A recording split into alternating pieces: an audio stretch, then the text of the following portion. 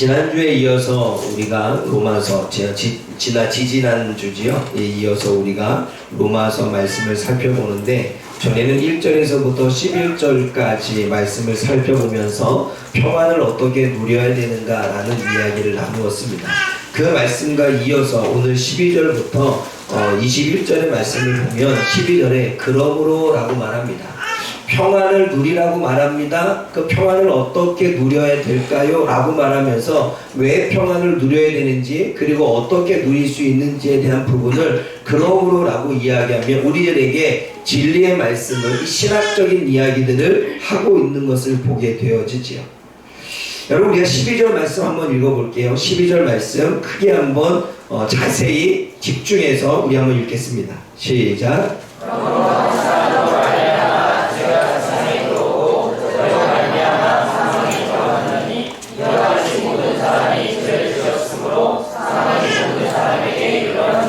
여기서 한 사람은 아담을 이야기하죠. 아담의 행동을 통해 세상에 죄가 들어왔다고 말합니다. 여기서 말하고 있는 죄는 벗어남입니다. 하나님의 말씀에서 벗어나는 것, 그래서 하나님의 말씀을 따르지 않고 내가 실수하는 것, 내가 잘못하는 것, 내가 하나님이 가고자 원하는 우리에 대한 목표가 있고 또 우리가 원하는 목표가 있는데 그런 것들을 이루지 못하는 것이 죄라고 말합니다. 그리고 세상은 뭘 얘기합니까? 하나님이 만드신 세상, 하나님이 세우신 나라, 하나님이 건설하신 이 우주와 지구를, 이 모든 것들을 세상이라고 말하죠. 그 세상은 하나님의 계획에 의해 세워진 것입니다. 그런데 하나님의 계획에 의해 세워진 이 우주에, 이 지구에, 이 세상에 죄가 들어왔다고 말합니다. 죄가 들어와서 하나님의 계획을 이루지 못하도록, 하나님의 뜻을 이루지 못하도록, 하나님이 원하시는 나라를 세우지 못하도록 방해를 해갔다는 이야기죠. 근데 그게 어떻게 들어왔습니까? 아담의 행동을 통해 들어왔다고 말합니다. 아담의 행동의 틈을 타서, 아담의 행동의 불순종의 틈을 타서 들어왔다라고 말씀하고 있죠. 그 여러분, 성경에는 틈에 대한 이야기가 너무나 중요합니다. 보십시오. 아가서에 솔로몬과 술람민 여인이 만드는 아름다운 포도원 밭이 있습니다. 그런데 그 포도원 밭에 여우가 들어가서 포도원을 다 망가뜨렸습니다. 근데 포도원 안에 여우가 어떻게 들어갔느냐라고 말할 때 철조망을 쳐놨던 그 사이에 틈이 생겨서 들어간 것입니다. 그래서 그 틈 때문에 포도원이 완전히 허물어지고 망쳤지요. 에베소서 4장 27절을 보면 마귀로 틈타지 않게 하라라는 말씀이 있습니다. 여러분, 아담의 행동의 틈으로 인해서 죄가 들어갔고 그 죄로 인해서 사망이 왔다라고 하는 이야기가 어떠한 이야기입니까? 여러분, 사람의 생각에 틈이 생기면 그 틈으로 사단이 들어오고 사단이 주는 생각이 들어옵니다. 그 생각으로 인해서 감정이 나빠지고 감정이 나빠지니까 행동까지 하게 되어집니다. 이런 거죠. 내가 먹고 싶은 생각이 들었습니다. 그 욕심에 대한 생각이 들었죠. 그 생각의 틈을 타고 사단은 나로 하여금 먹을 수밖에 없게끔 나를 끌고 가서 결국은 먹게 만듭니다.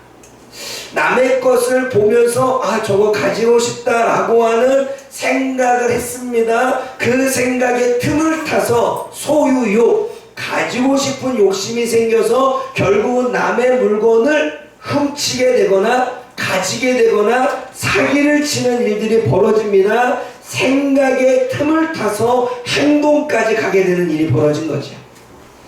아담 하와에게 이러한 생각이 들어왔습니다. 선악과를 보면서 먹고 싶다, 맛있어 보인다, 저거를 보면 왠지 먹으면 똑똑해질 것 같아 라는 생각이 들어왔습니다. 그 생각이 들어오자 먹고 싶은 마음의 감정이 일어났습니다. 그리고 결국은 선악과를 따서 먹게 되어지죠.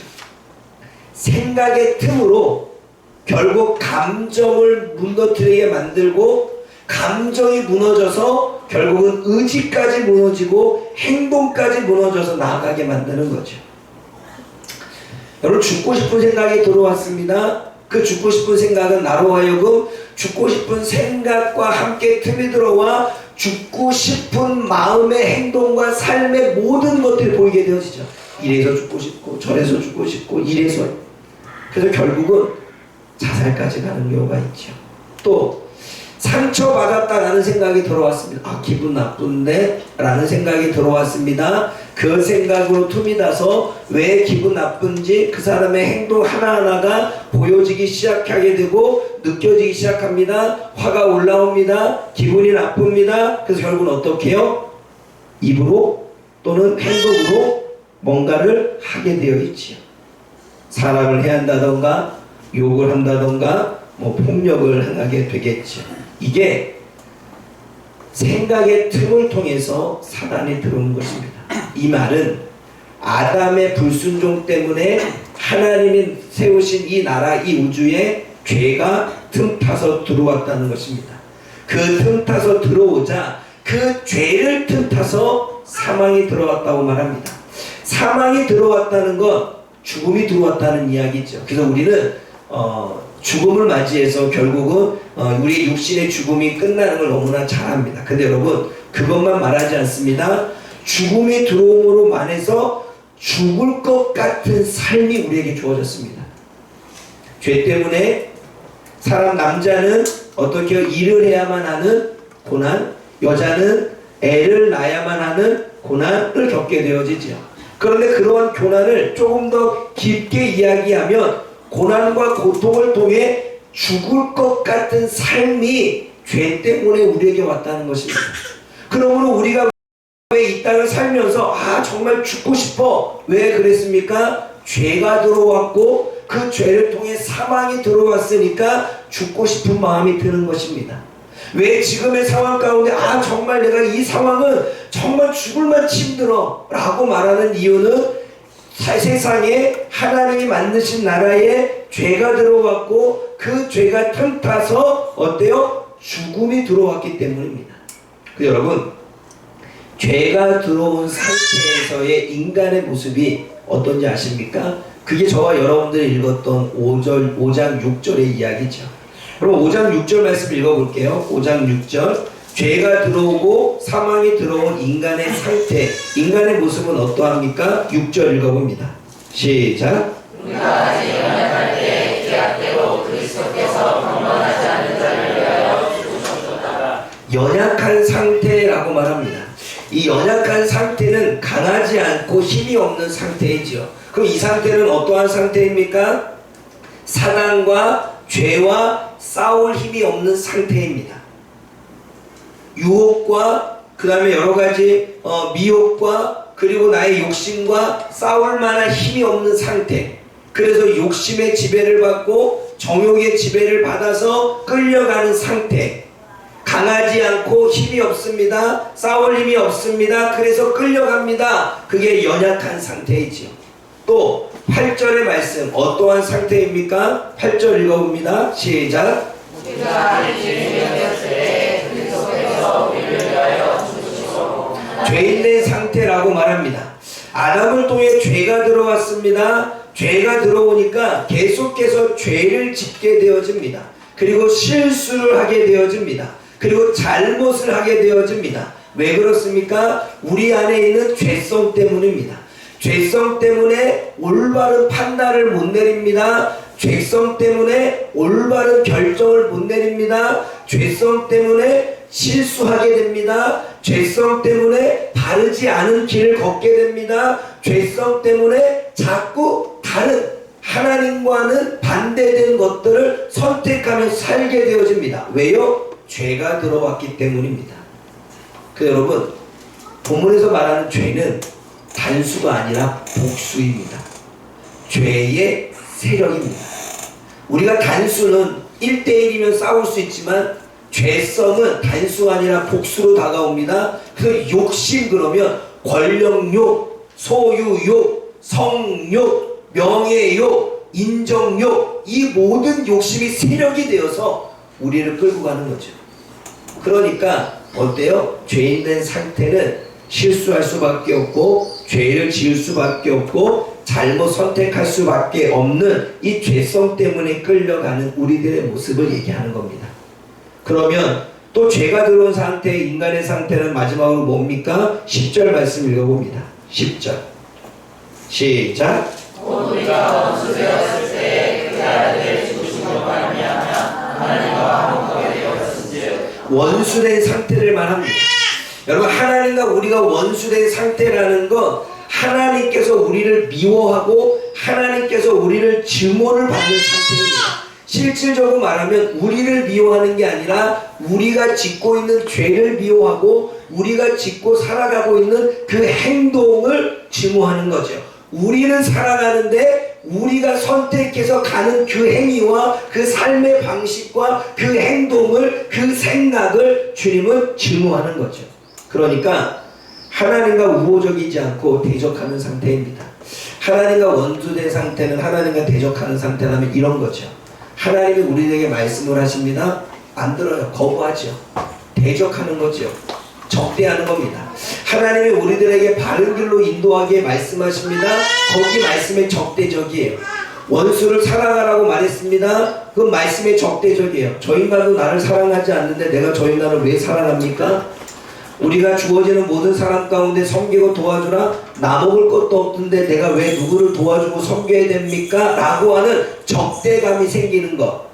하나님의 말씀이 선포될 때마다, 하나님의 말씀의 진리가 우리에게 다가올 때마다 그 말씀에 대한 반대 의견이 생기고 그 말씀 별로 듣고 싶지 않고 그 말씀 얘기하는 게 내 마음에 정말 짜증나, 이런 상태가 하나님 앞에 우호적이지 않은 적대적인 상태입니다.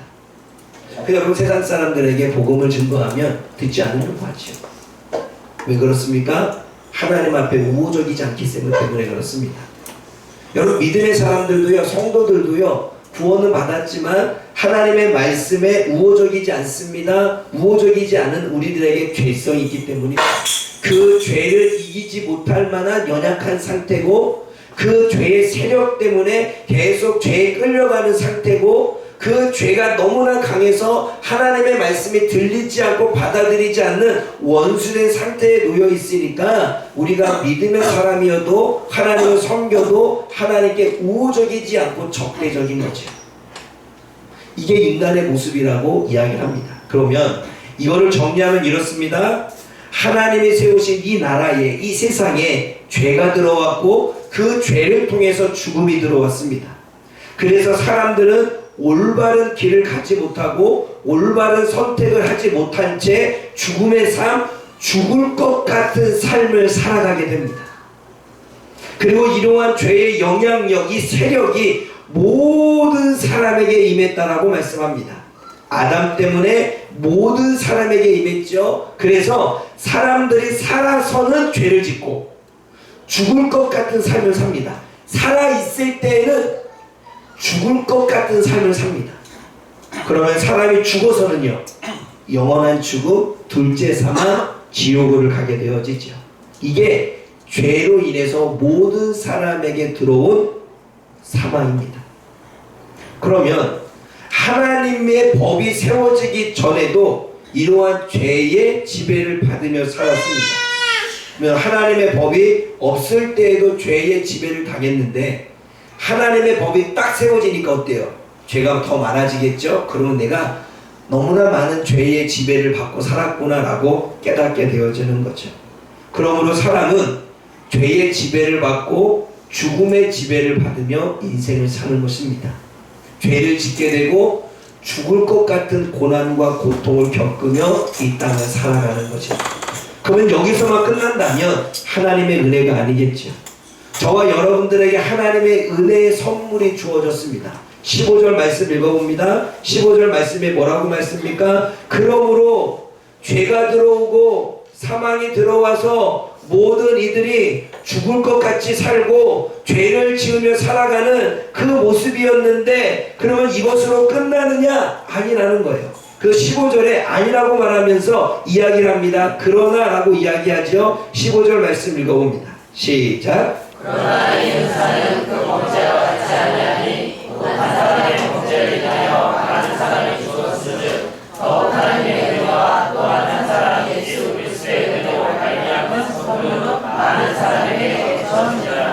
죄의 지배를 받고 죽음의 지배를 받은 것으로 끝나느냐? 우리는 그러면 죽을 때까지 죄를 짓고 죽을 때까지 우리는 죽을 것 같은 삶을 우리가 살아가야 되느냐? 그러나 아니라는 거지요. 다른 방식으로 또 다른 대안이 있다는 것입니다. 반대되는 말씀을 하고 있습니다. 그래서 반의적 불변사라고 이야기합니다. 여태껏 이야기했던 우리는 죄의 지배를 받고 있고 우리는 죽음의 지배를 받고 있고 우리는 연약한 자고 우리는 죄인된 사람이고 하나님과 원수된 사람인데 그러면 이것으로 끝이느냐? 아니라는 거죠.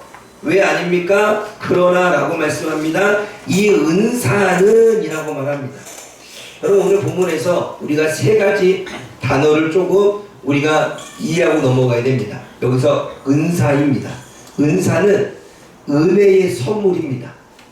다시 말해 하나님의 은혜로 주어지는 특별한 능력이 은사입니다. 병 고치지 못하는 사람에게 병 고침의 은사를 주는 게 은사이지요. 내가 하나님의 언어, 방언을 할 수 없습니다. 방언을 할 수 있는 게 은사이지요. 내가 뭔가를 분별해야 되는데 분별할 수 없습니다. 일들을 처리하는데 지혜가 없습니다. 분별하고 지혜를 줄 수 있는 하나님의 특별한 능력, 그게 은사이지요.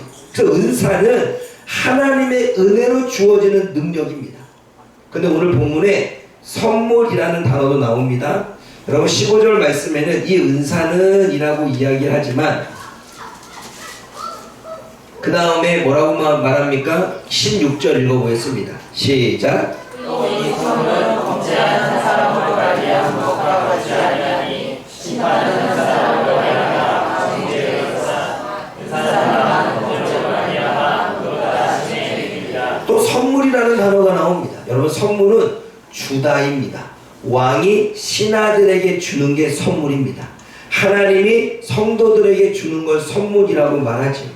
그런데 그 선물을 어떻게 주었다고 말합니까? 넘치도록 주었다고 말합니다. 넘치도록 주었다는 건 인간에게 미친 이 죄의 지배, 죽음의 지배를 해결하고도 남을 만큼의 넘치는 은혜를 주었다는 것입니다. 정리하면 이렇습니다. 하나님은 저와 여러분들이 죄의 지배에서 벗어날 수 있는 은사를, 능력을 선물로 주셨습니다. 그런데 넘치도록 주셨습니다. 하나님이 저와 여러분들을 죽음의 지배에서 죽을 것 같은 상황에서 이겨낼 수 있는 능력을 주셨습니다. 근데 이기고도 남을 만큼의 넘치도록 주셨습니다. 아멘. 이게 하나님의 선물입니다. 그러면 이 선물을 저와 여러분들이 구체적으로 알아야 되죠.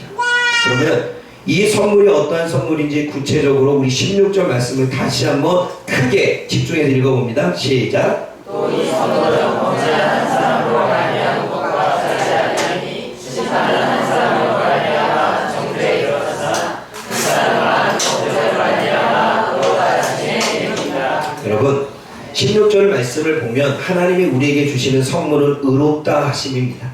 여기서 의롭다 하신다는 이야기는 인간은 연약해서 죄와 사망을 벗어날 능력이 없습니다.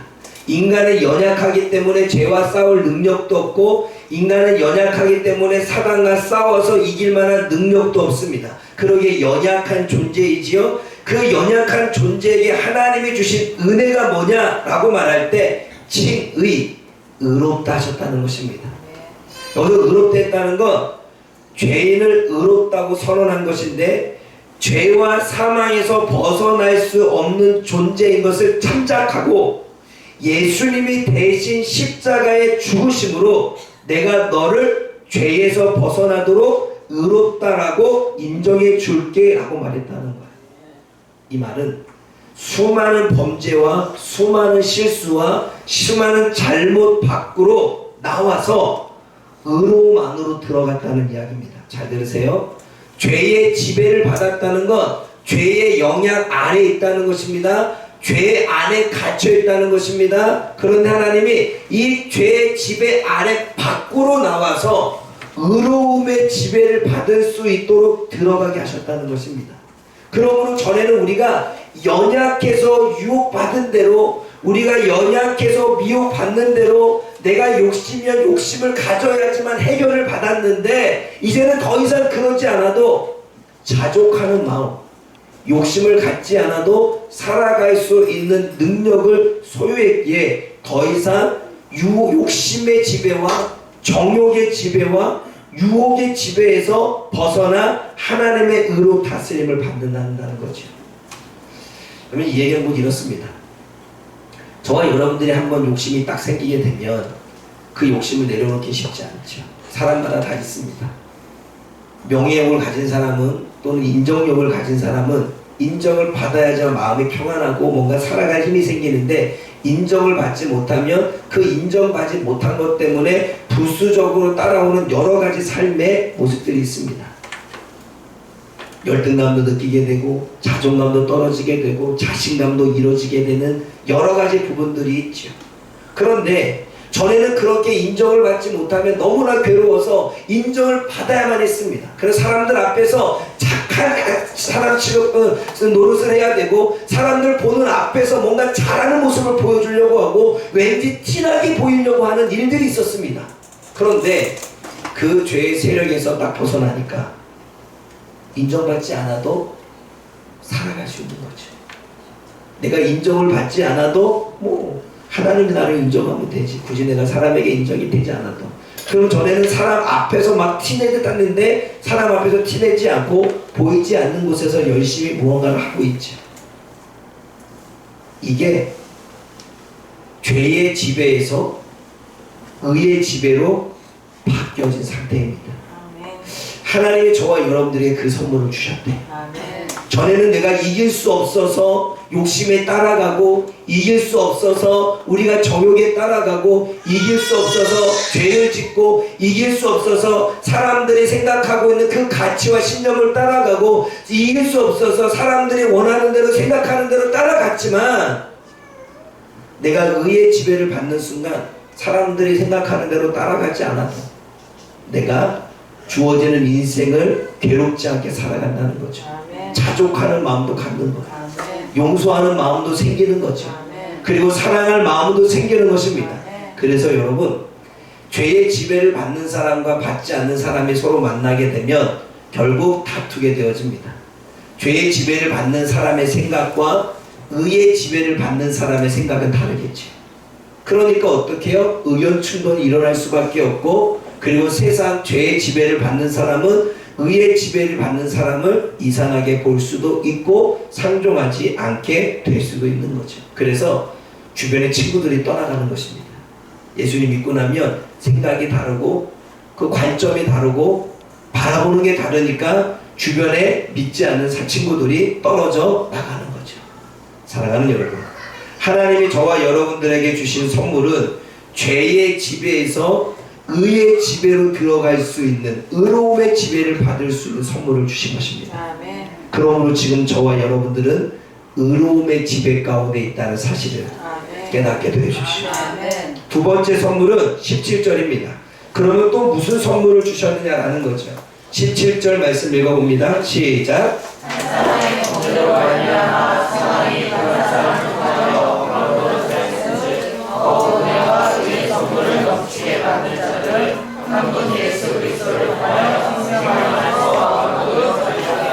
이 말씀 너무나 중요합니다. 17절에 주님이 우리에게 주시는 선물은 생명이지요. 생명을 주셨습니다. 왜 생명을 주셨습니까? 사망이 들어왔고 죽음이 들어왔기 때문이죠. 17절에 말한 말씀합니다. 아담의 범죄로 말미암아 사망이 들어와서 왕노릇, 사망이 지배하고 죽음이 지배했다고 말합니다. 여기서 말하는 여러분, 죽음이라고 하는 단어는 생명을 소멸하는 죄입니다. 다시 말해 생명력을 없애는 거예요. 살고자 하는 의지를 없애는 거예요. 살고 싶은 마음을 없애는 거예요. 살아갈 수 있다는 환경도 갖지 못하게 만드는 게 사망, 죽음이라는 거예요. 근데 반면에 생명이라는 건 뭔지 아십니까? 생명력이에요. 내가 환경이 나쁘지만 살아갈 수 있는 힘을 주는 거예요. 내가 지금 고난 가운데 있지만 살아갈 이유를 찾게 만드는 거예요. 내가 지금 고통 가운데 있지만 그래도 삶의 희망을 느끼는 거예요. 생명력. 하나님이 그걸 주셨다는 거예요. 죄의 지배를 받는 인간은 죽음의 지배를 받습니다. 그래서 죽음의 지배를 받는 사람은 어떤지 아십니까? 불평이 끊이질 않아요. 죽음의 지배를 받는 사람은 원망과 불만도 끊이지 않습니다. 죽음의 지배를 받는 사람은 걱정과 불안과 두려움이 사로잡혀 있습니다. 그래서 어떻게 해요? 두렵기 때문에 내가 죽고 싶다는 생각을 하는 거죠. 내 미래가 두렵고 내 지금 형편 상황이 두렵고 앞으로 내가 어떻게 살아갈지 두려우니까 내가 그 두려운 인생을 만나고 싶지 않아 어떻게 돼요? 죽고 싶다는 생각을 갖는 거죠. 그래서 죽을 것 같은 삶을 살게 만드는 거죠. 불평을 함으로, 원망을 함으로, 불만을 함으로, 가짐으로, 두려워함으로, 걱정하고 불안해함으로 자꾸 자신의 인생을 그렇게 죽을 것 같은 상황으로 만들어가는 것입니다. 삶이 재미가 없지요. 삶이 즐겁지 않습니다. 직장을 가도 학교에 가도 누구를 만나도 행복하지 않습니다. 죽음의 지배를 받으니까 살아가는 삶이 다 고난이야. 일이 많아도 고난이고 일이 없어도 고난입니다. 내 삶이 일이 잘 풀려도 두렵고 안 풀려도 두렵습니다.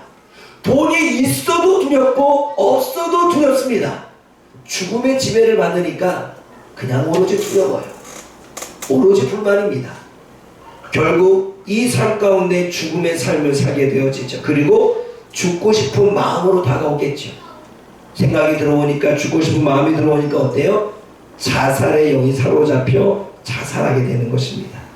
그래서 죽음의 지배를 받는 사람들은 정죄 안으로 들어갑니다. 정죄 안에 들어가서 타인을 얘기할 때는 타인의 잘못을 지적합니다. 그게 죽음의 영이에요. 죽음의 영은요, 타인의 죄를 지적함으로 그 영혼이 계속 그 죄 가운데 빠져서 죽을 것 같은 삶을 살도록 만드는 거죠. 반면에 나에게 정죄는 어떻습니까? 죄책이죠. 나 같은 사람은 쓸모없고 나 같은 사람은 더 살지 말아야 되고 나 같은 인간은 이 땅에서 하나님 믿을 자격도 없고 내가 이렇게 살아가는데 내가 정말 신앙인이라 말할 수 있어 라고 자신을 정죄하죠. 그게 죄책으로 다가옵니다. 죽음의 지배를 받는 사람은 정죄합니다. 타인을 죽을 것 같은 상황으로 내몰고 자기 자신도 죽을 것 같은 상황으로 내모는 거죠. 이게 죽음의 지배를 받는 것입니다. 그런데 그 죽음에 받는 지배를 받는 사람들에게 하나님은 은혜를 주셨죠. 선물을 주셨습니다. 그게 생명입니다. 죽음의 지배를 받는 인간에게 생명을 주셨죠. 그래서 생명의 지배를 받게 합니다. 생명의 지배를 받으면 살고 싶은 삶, 살고 싶은 마음, 살아가야 될 이유, 살아갈 희망을 찾게 되는 거죠. 그래서 생명력을 갖게 되어집니다.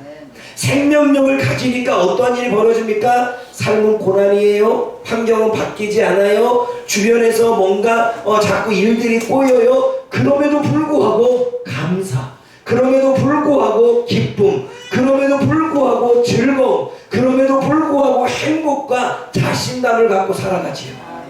이게 생명의 지배를 받는 사람입니다. 그래서 생명의 지배를 받는 사람은 매사가 즐겁습니다. 일이 주어지면, 많이 주어지면 하나님이 나를 높이시려고 해. 일이 오지 않으면 하나님은 나를 더욱더 훈련시키기 위해서 기도하기 위함인가 보다. 거기에는 죽을 것 같은 생각들을 하지 않게 합니다. 살아갈 수 있는 생각들을 하게 만들죠. 이게 생명의 지배입니다. 그런데 하나님은 우리를 죽음 가운데 내버려 두지 아니하고 선물을 주셔서 생명의 지배 가운데 살도록 역사하신 것입니다. 그래서 감사하며 살고 기뻐하며 살고 즐겁게 살아가고 행복을 느끼며 늘 매사에 자신감을 가지고 살게 만드는 거죠. 여러분, 매사에 삶이 즐겁고 자신감이 있고 행복한 사람이 죽을 거 생각하시겠습니까? 아니잖아요. 생명력, 그것은 하나님이 저와 여러분들에게 주시는 선물인 줄 믿습니다. 하나님의 재판에서 의롭다 인정을 받은 사람은 생명 안으로 들어가는 줄 믿습니다. 그래서 저와 여러분들은 죽음에서 나와, 죽음의 지배에서 나와 생명의 지배를 받고 있다는 사실입니다.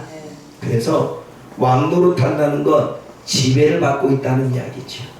죄의 지배로, 죽음의 지배에서 생명의 지배로 의의 지배를 받고 있다는 것입니다. 이것이 주님이 주시는 선물입니다. 그럼 마지막, 주님이 주신 선물은 무엇입니까? 19절 말씀 읽어봅니다. 19절과 20절 읽어봅니다. 시작.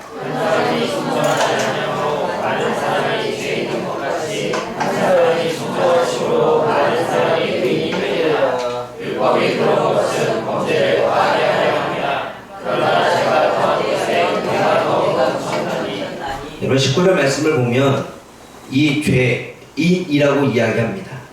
주님께서 우리에게 주신 선물은 의인됨입니다. 그런데 의인되기 전에 한 사람이 순종하지 아니함으로 우리가 죄인 되었다라고 말합니다.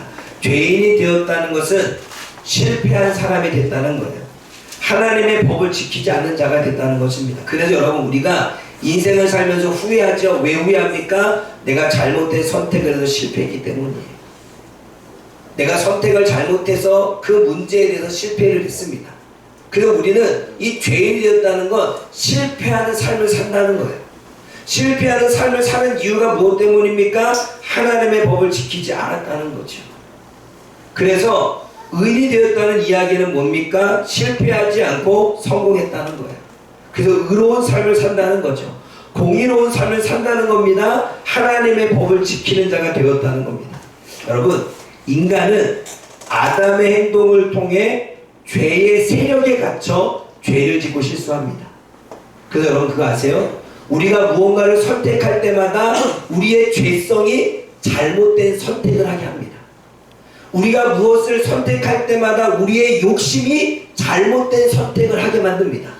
갈등은 좋은 거예요. 하나님의 생각과 사단이 주는 생각이 갈등을 일어납니다. 그런데 내가 욕심이 조금 과하면, 내가 조금 더 뭔가 명예욕이 있다면, 내가 뭔가 세상에서 뭔가 내 뜻대로 살고 싶다면 잘못된 선택을 하겠죠. 그 선택으로 우리는 실패하게 됩니다. 그 실패는 곧 하나님의 말씀을 따르지 않는 거죠. 그래서 죄인인 것입니다. 그래서 저와 여러분들은 그 죄성, 이 죄의 세력에 갇혀서 자꾸 잘못된 선택을 하는 실수를 하게 되어지죠. 그래서 하나님의 법을 지키지 않고 하나님과 적대적인 관계를 갖습니다. 그 죄의 세력 때문에 하나님의 말씀이 듣기 싫어요. 그 죄의 세력 때문에 하나님의 말씀이 받아들여지지 않아요. 그 죄의 세력 때문에 하나님의 말씀을 들을 때마다 짜증나요. 그 죄의 세력 때문에 하나님의 말씀을 들을 때마다 이해가 되지 않아요. 그 죄의 세력 때문에 하나님의 말씀을 들을 때마다 거부감이 생겨요. 그 죄의 세력 때문에 하나님의 말씀을 들을 때마다 반론이 생겨요. 왜요? 그 죄의 세력이 자꾸 잘못된 걸 선택하게 만들기 때문입니다. 그래서 우리가 죄인인 거죠. 왜요? 죄의 세력이 우리를 끌고 가기 때문입니다. 그 죄의 세력에 갇혀있는 저와 여러분들, 그래서 하나님의 관계가 우호적이지 않고 적대적이라면 우리는 영원한 지옥으로 갈 수밖에 없죠.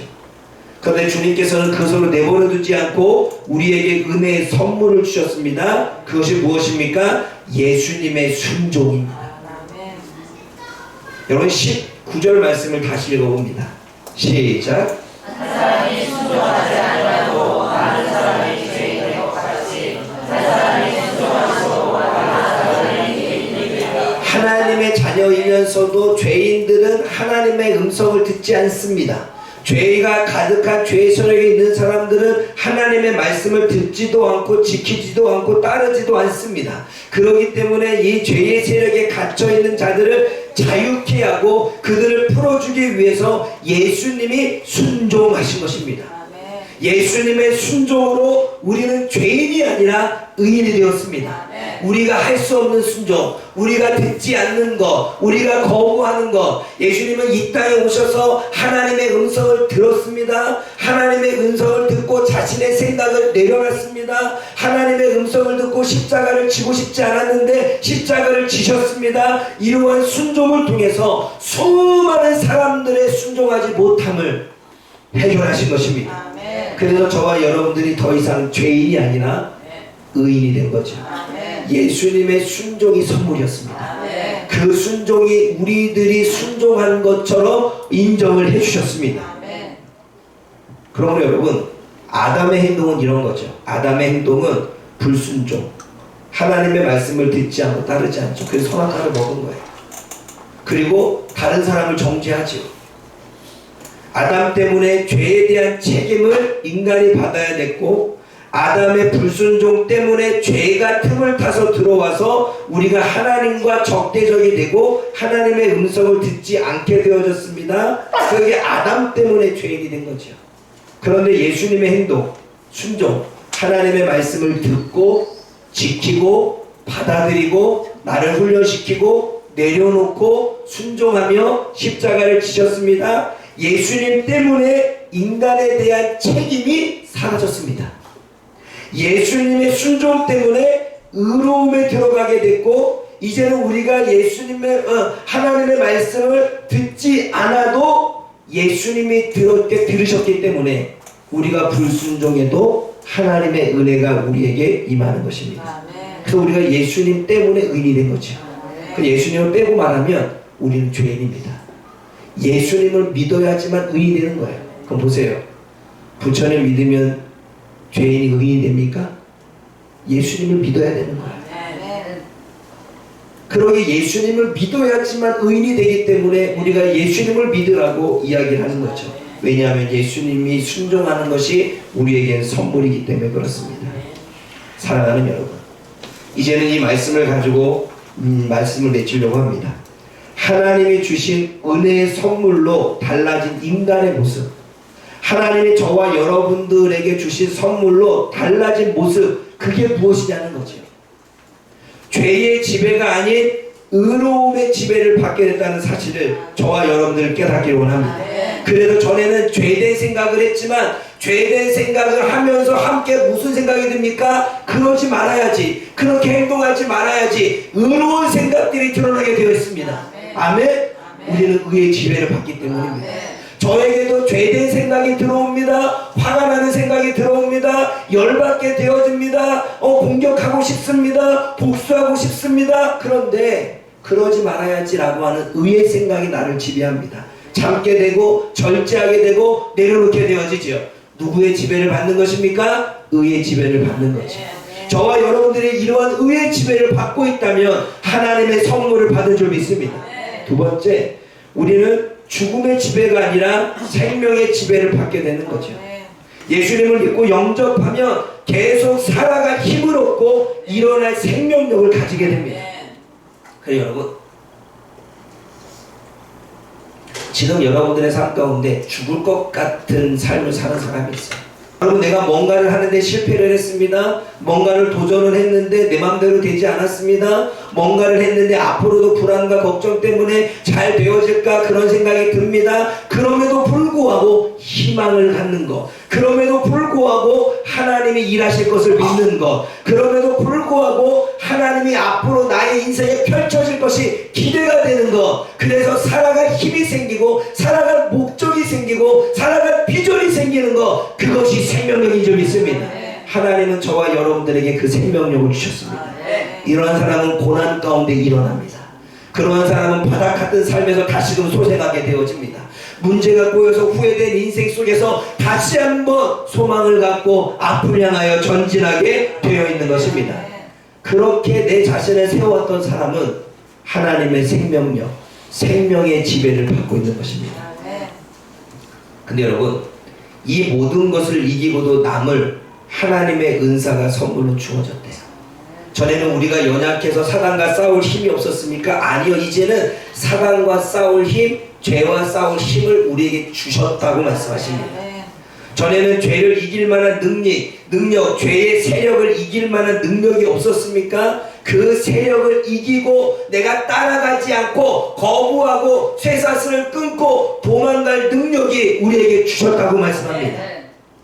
그리고 하나님과의 관계가 회복되어졌기에 더 이상 하나님과 우리는 적대적, 내가 하나님의 말씀을 듣지 않고 하나님의 말씀을 들을 때마다 알레르기 반응이 일어나고 하나님의 말씀을 들을 때마다 잔소리로 들리고 하나님의 말씀을 들을 때마다 내가 거부감이 생기는 그 생각이 아니라 하나님과의 관계가 우호적, 회복이 되어져 한편이 되는 거죠. 하나님 말씀하셨습니까? 아멘, 따라가겠습니다. 순종. 하나님 말씀하셨습니까? 내가 지금 그런 못된 마음을 먹었습니까? 아멘, 내려놓겠습니다. 하나님, 내가 지금도 불평하고 원망하고 있습니까? 아멘. 더 이상 입으로 불평하지 않겠습니다. 순종. 그래서 순종하는 삶을 살게 되는 거죠. 사랑하는 여러분, 로마서 8장 2절 말씀을 하고 마치겠습니다. 로마서 8장 2절을 읽어봅니다.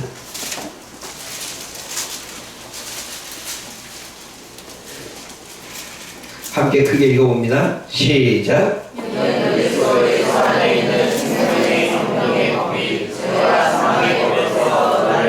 예수님 안에 있는 그 능력이, 그 은사가, 그 선물이, 그 성령이 죄로부터, 사망의 지배로부터 우리들을 해방시켰다 말씀하십니다. 그러므로 저와 여러분들은 해방되었습니다. 죄로부터 해방되었습니다. 죽음으로부터 해방되었습니다. 모든 세력으로부터 해방되었습니다. 이제는 누리며 사는 것이 왕노릇하는 것입니다. 의의 지배를 받고, 그리고 생명의 지배를 받고, 그리고 하나님의 능력의 순종의 지배를 받아 살아갈 수 있기를 주님의 이름으로 부탁을 드립니다. 그러므로 오늘도 그 힘으로 살아갈 수 있는 저와 여러분들 되어지기를 주님의 이름으로 축복합니다.